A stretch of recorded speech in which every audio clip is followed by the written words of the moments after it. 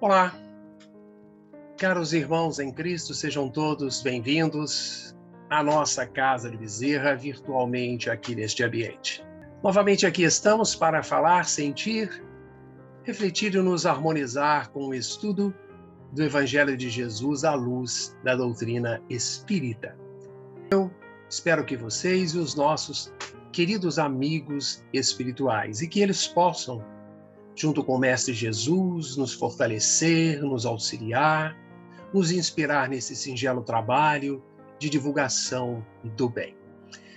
E nesses momentos de grandes desafios, vamos nos permitir esta pausa para uma reflexão e uma harmonização das nossas mentes e corações, sempre voltados para a luz que nos direciona ao bem.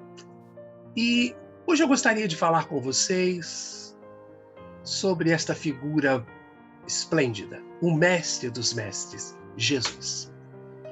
Jesus é o caminho para o Pai. Tanto que em João capítulo 14, de 5 a 14, encontramos esta passagem. Disse-lhe Tomé: Senhor, não sabemos para onde vais, como então podemos saber o caminho? Ao qual respondeu Jesus: Eu sou o caminho, a verdade e a vida. Ninguém vem ao Pai a não ser por mim. Se vocês realmente me conhecessem, conheceriam também o meu Pai. Já agora, vocês o conhecem e o têm visto. Disse Filipe: Senhor, mostra-nos o Pai, e isso nos basta. Ao qual Jesus respondeu: Você não me conhece, Filipe, mesmo depois de eu ter estado com vocês durante tanto tempo? Quem me vê, vê o Pai. Como você pode dizer: Mostra-nos o Pai? Você não crê que eu estou no Pai e que o Pai está em mim? As palavras que eu digo não são apenas minhas. Ao contrário, o Pai que vive em mim está realizando a sua obra. Creiam em mim quando digo que estou no Pai e que o Pai está em mim. Ou pelo menos, creiam por causa das nossas obras, das mesmas obras. Digo a verdade. Aquele que crê em mim fará tantas obras como eu tenho realizado, para coisas ainda maiores do que estas, porque eu estou indo para o Pai. E eu farei o que vocês pedirem em meu nome, para que o Pai seja glorificado no Filho. O que vocês pedirem em meu nome, eu farei. Que maravilhosas palavras do Mestre Jesus. E sabemos que Jesus, o Cristo, é conhecido mundialmente, seja como uma figura histórica para muitas populações do Oriente, seja como o Filho de Deus para o chamado mundo ocidental que fazemos parte. Sua passagem pela Terra foi tão marcante que acabou dividindo a história antes e depois do Cristo.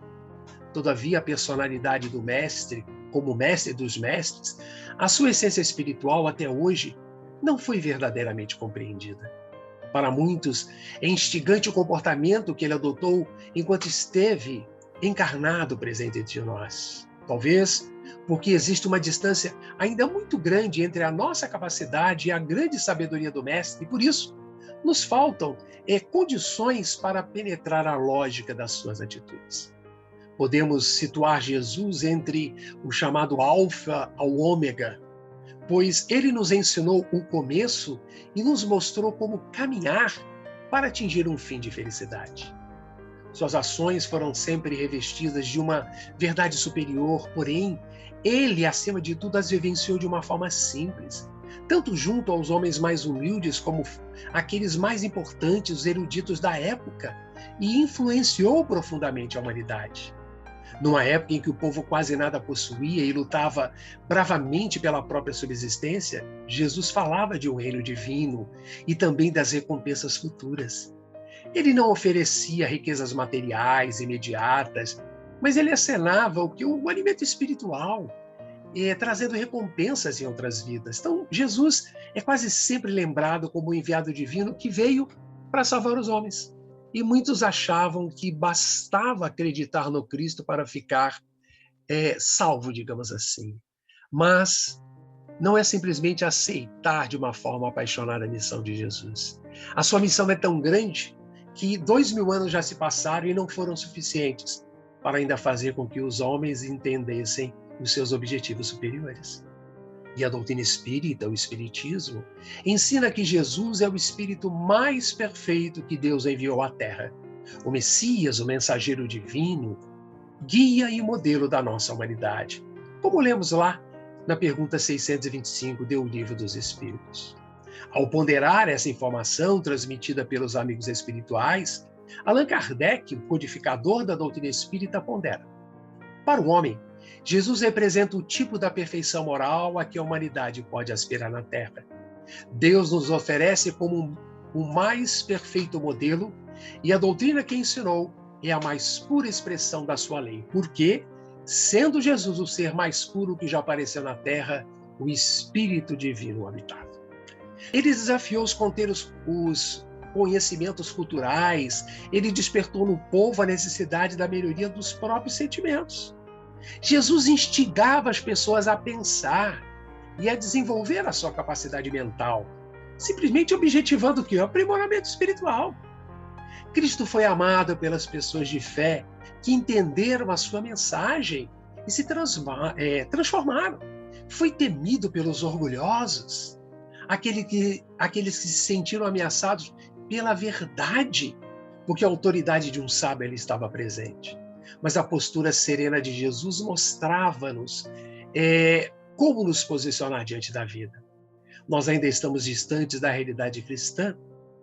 Se o Cristo estivesse entre nós, presente nos dias de hoje, a reação da maioria dos nós, homens, certamente seria como a população de antigamente. Em várias ocasiões, Jesus foi procurado por pecadores, quase sucumbidos diante de um imenso sentimento de culpa, fruto de uma concepção errada do que fosse céu e inferno. Nessas ocasiões, o que Jesus fazia? Os acolhia, orientava no sentido de transformação interior, para que não voltasse a cometer os mesmos erros. Lembremos o caso da mulher adúltera. Recordemos Jesus com todo o amor e na certeza da sua presença constante. E, sobretudo, trabalhemos no atingimento dos objetivos que ele nos traçou. Quando ele nos disse: vós sois o sal da terra, vós sois a luz do mundo. Jesus tendo plena consciência da nossa capacidade. Jesus nos informou que cada um de nós trazemos a centelha divina, trazemos em cada um de nós o germen da evolução. Não estamos neste planeta para tirar férias, para nos acomodarmos, para sermos extremamente críticos ou profetas do caos. Aqui estamos sim, para aproveitar não apenas as vivências de vidas passadas, não apenas nos preocuparmos com o que faremos ou o que teremos em posteriores encarnações. Que haja o interesse, o envolvimento, a responsabilidade ampliada do vivenciar o momento do agora, o momento da encarnação presente. Então, Jesus, como mestre de todos os mestres, que ele continue nos amparando, nos fortalecendo e que possamos não apenas fazer aquilo que devemos fazer, ao que estiver ao nosso alcance, mas que estejamos, sim, compenetrados, imbuídos de fazer o nosso melhor com o amparo do Mestre Jesus. Então, estas são as nossas reflexões para o dia de hoje. Que nós possamos seguir em paz, um abraço fraterno em todos, fiquemos na paz e continuem se cuidando.